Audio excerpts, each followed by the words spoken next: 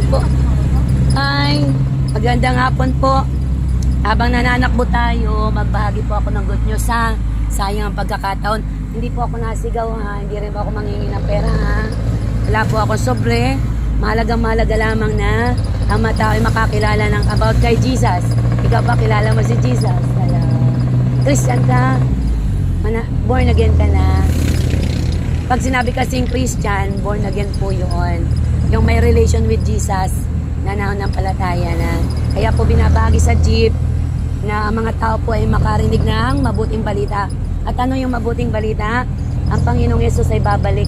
Naniniwala po kayo na babalik si Jesus? May sign na po. Ano ang sign? Digmaan, patayan, lindol, tsunami, sunog. Di po ba napapanood nyo sa TV? Ang dami ngayong nangyayari na kakaiba. Yun po ay nakasulat sa Mateo 24 na kapag dumating na yung pangyayaring, yun po ay sign na babalik ang Panginoon. According to the Word of God. Kaya po kami bilang mga missionary, ang ginagawa lang po namin ay magbahagi ng salita ng Diyos. At yung pong maniniwala, ay di salamat. Kung ayaw naman po, hindi po kami namimilit ha. Basta kailangan lang po namin magawa yung utos ng Diyos na humayo kayo. Mateo 28, sabi doon, humayo ka sa palengke, sa mga maraming tao, sa sasakyan, sa aeroplano, sa train. Bahagi na ng mga tao ng patungkol kanino? Kaya kay Jesus. Bakit po mahalaga yon? Kasi nga po para makapaghanda po tayo. Ang panahon po yung pasama ng pasama. Tingnan nyo po yung panahon natin. Pabago-bago ang climate. Hindi maintindihan, mainit, maulan. Tapos ang dami ng nagkakasakit. Ang dami ng mamatay. Nakakalungkot po ngayon.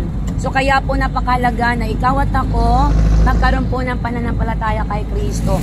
Yung pong pananampalataya nyo ang magdadala saan? Sa pangako ng Diyos na buhay sa langit. Ang dami po ngayon na aksidente. Kaya po sa araw-araw nating buhay, magpasalamat po tayo kasi ginigising tayo mga anak. Pagkagising sa umaga, thank you Jesus, humingi nga ako, ang daming hindi na nagising. Kaya po, tandaan nyo, mahal po kayo ng Panginoon. Ano po? At ang gagawin lang naman po natin ay patuloy na magtiwala sa Diyos. Ang pag-asa po natin ay nasa Panginoon. At sabi nga po sa John 3:16, tandaan nyo na lang po yung John 3:16 na basahin nyo sa Bible. Medyo masakit po yung lalamunan ko, pero mahal po kayo ng Diyos. Kaya hindi po ako makatiis na hindi ko kayo pasabihan. Pero hindi po kami namimilit. Even Jesus Christ, hindi po siya ng pupersa na ikaw ay pilitin. Hindi po tayo ginawa ni Jesus na robot ha. May kanya-kanya po tayong desisyon. Kung ano po yung desisyon nyo, kayo po yun. Basta ang ginagawa lang namin, ibahagi yung good news. Ang good news po ay Jesus Christ is the only way para tayo maligtas. Kaya po sa palengke may nangangaral din po ba? Nakikita niyo sa palengke. Tapos sa mga FB ngayon, ang dami po nasabi doon sa mga palengke, magsisi na kayo, tanggapin si Jesus, babalik na si Jesus. So kasama po ako doon sa ganon. Sa mga palengke. So kaya po hindi na po kami nahihiya. Meron pong minsan ay kami tinatawan. Pinumura kami. Nabibingi daw sila. Sabi ko, ba't naman mabibingi? Salita lang naman ni Jesus yung sinasabi namin. May nagagalit sa amin sinusunod naman namin si Jesus. Pero hindi po namin papatulan yun kasi God is love. Pag sinabing God is love, kahit kami minumura na, hindi kami magre-response. Sasabihin lang namin, Lord, ikaw po ang Diyos, bahala ka po sa kanila.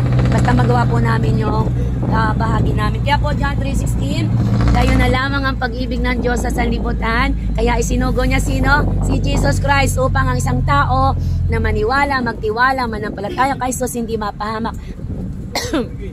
Magkaroon ng buhay na walang hanggan. Yun po, yung pangako ng Diyos. Buhay na walang hanggan. Ano po? Kasi po ang dami pong tao ngayon nire-reject si Jesus. Ay si Jesus Christ po pala yung namatay sa cross. Kung sino po yung namatay sa cross, siya po yung tagapagligtas hindi po si president, hindi si mayor, hindi asawa mo, hindi ako, lalo't hindi ako, hindi ko kayo maliligtas Kaya ang aming ipinopromote sa inyo, yung namatay sa cross, siya po yung savior of the soul. Kaya po, tandaan natin, kung gusto po natin na patuloy na matanggap yung buhay na walang hanggan sa langit, 3 bagay lang po ABC. Yung A, accept Jesus Christ as your Lord and Savior. Wala nang iba. B, believe. have faith in Christ. He is the one who died on the cross. At ang tao naman na palatay sa Kanya, hindi po niya itataboy. Maniwala po kayo. Hindi po kayo itataboy. Kasi hindi rin po ako itinaboy ng Diyos. Buhat nang ako'y naging born again year 2000. Hanggang ngayon, nagpapatuloy po ako. Hindi po ako nahiyak. Why? Ako po'y Kanyang iniligtas at pinatawad. Basahin niyo yan ha. Tatatlo lang yan. At letter C. Ano po yung letter C? Para matanggap natin yung pangako. Confess. Petrol po. Petrol. Ingat kayo. God bless po. Iko-confess nyo para po. Iko-confess nyo na si Jesus Christ ang tagapagligtas. Hindi po tayo akala ko'y bababa ka na. Sige, God bless po. Iko-confess lamang po natin na tayo'y makasalanan, hindi natin kayang iligtas ang ating mga sarili. Ganon din po ako dati. Pero nung may nagbahagi po, may nagbigay po sa akin ng ganito ha, binasa ko po. Nakalagay doon ay Jesus love you. At ako po'y nanalangin, Lord, sorry po. Kung ako'y makasalanan, patawarin mo ako. Ikaw na po ang Diyos ko, tagapagligtas. At natanggap ko po yung kapatawaran. Kaya po ngayon, ganon din po ang ginagawa ko. Pag may tumanggap, salamat. Pag naman po wala, okay lang po. Basta ang ginagawa lang namin ay sundin ang utos nino, magbahagi ng pag-ibig ng Diyos. Kaya po salamat po sa inyo. Ama, sa pangalan ni Jesus, salamat po sa mga taong ito. Mahal na mahal mo sila. At ayaw mo pong mapahamak. Kaya po kahit sa ganitong saglit, nakapagbahagi po ako, ikaw po ang magligtas sa kanila. Manampalataya po sila sa inyo kasi ikaw po ang tagapagligtas. Salamat po sa mga babasahin. May problema sila, may pagsubok sila, may sakit, karamdaman. Nangangailangan ng kaligtasan, ng biyaya, pagpalain mo sila. Maraming salamat Lord, basbasan mo po yung driver, ingatan mo po at ang dami pong aksidente. I-bless mo po siya at araw-araw may biyaya para po may pagkain. Dahil sabi mo, sumisikat ang araw sa lahat ng tao, kaya pagpapalain mo rin po kami. Salamat po, sa iyo ang papuri. Jesus name we pray. Amen! Anak ko, sa iyo na yung isa. Bye-bye. God loves you. Sino pa po isa na lang? Sa iyo na anak ko. Sige, bye-bye. Jesus love you. Maraming salamat po Lord. Nagawa ko na po ang tungkulin ko. Kayo na po ang bahala. Salamat po. Jesus name. Amen. Salamat po. Huwag kayong mag-alala, kahit po ako nagaganito, ito po ay para pag minsan protection po sa akin.